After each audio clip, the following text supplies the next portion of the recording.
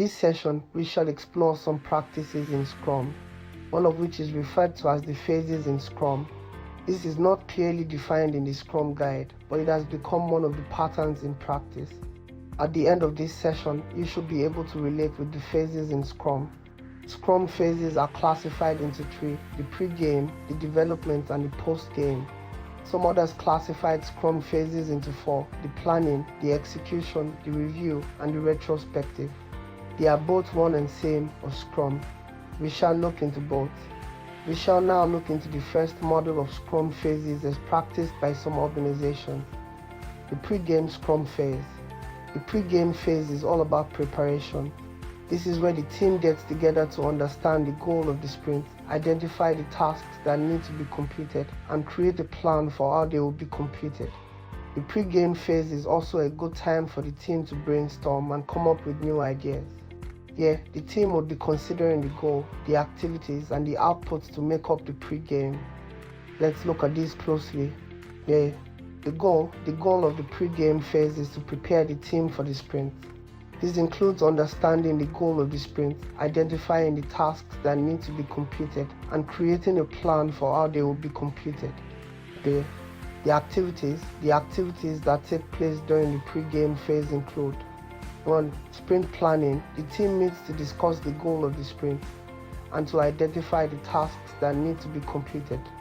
2. Task estimation. The team estimates the effort required to complete each task. 3. Backlog refinement. The team reviews the product backlog and refines it as needed. 4. Risk identification. The team identifies any risks that could impact the sprint. 5. Planning poker. The team uses planning poker to estimate the effort required to complete each task. C. The outputs of the pre-game phase include: 1. Sprint goal. The goal of the sprint is determined. This becomes the focus all through the sprint. 2. Backlog items. The tasks that need to be completed during the sprint. 3. Task estimates. The effort required to complete each task. 4. Risks. Any risks that could impact the sprint. 5. Plan. A plan for how the sprint will be completed. The development Scrum phase. The development phase is where the team gets to work. This is where they will implement the plan that they created in the pre-game phase and start to build the product. The development phase is a time for creativity and collaboration. The team should be encouraged to experiment and try new things. Here, just like in the first phase, the team would be considering the goal, the activities, and the outputs to make up the development phase. Let's now look at how the team would do this. The goal of the development phase is to build the product. This includes implementing the plan that was created in the pre-game phase and starting to build the product. The activities that take place during the development phase include: 1. Coding. The team writes code to implement the features that were identified in the pre-game phase. Here, the real work of development is carried out. 2. Testing. The team after development goes further to test the code to make sure that it works correctly. Every line of code is examined. Where bugs are identified, such will be fixed. This testing stage reveals the true stand of the feature that has been developed. 3. Deployment. The team then deploys the code to production so that it can be used by customers. 4. Outputs. The outputs of the development phase include: 1. Working product. At this point, the team has a working product that was built during the sprint. The outcomes of the product are now considered. 2. Test results. The team here reviews the results that were carried out on the product. All the results will be carefully noted. 3. Deployment logs. The logs from the deployment of the product to production. The post-game Scrum phase. The post-game phase is all about reflection and improvement. This is where the team looks back at what they accomplished during the sprint and identifies areas where they can improve. The post-game phase is also a good time for the team to celebrate their successes.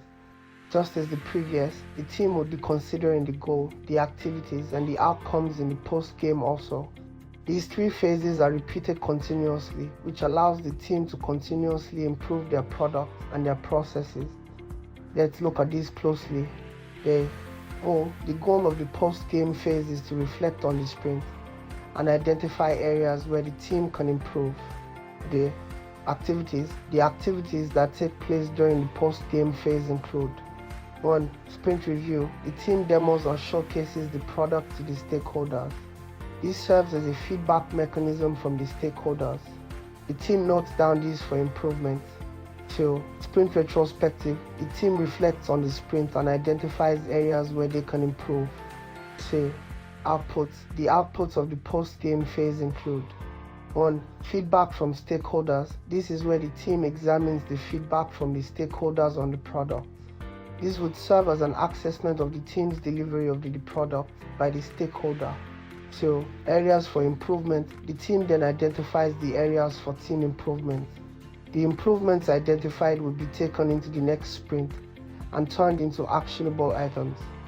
We shall now briefly discuss the second module of Scrum Phases for knowledge purpose.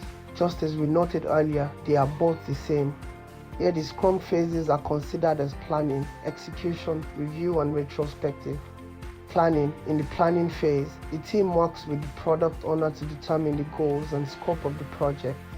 This involves identifying the features or requirements that need to be implemented, prioritizing them based on their importance to the overall project, and estimating the time and effort required to complete each one.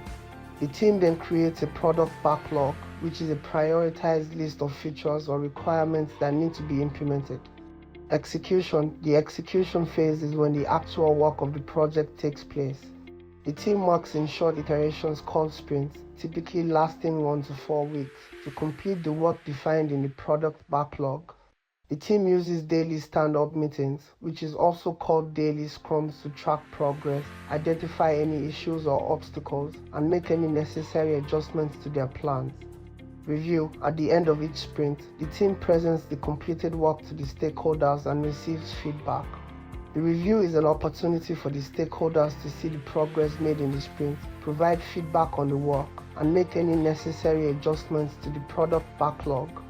Retrospective. After the review, the team holds a retrospective meeting to reflect on the sprint and identify ways to improve their processes and practices. The retrospective is an opportunity for the team to celebrate successes, identify areas for improvement, and make any necessary changes to their approach for the next sprint.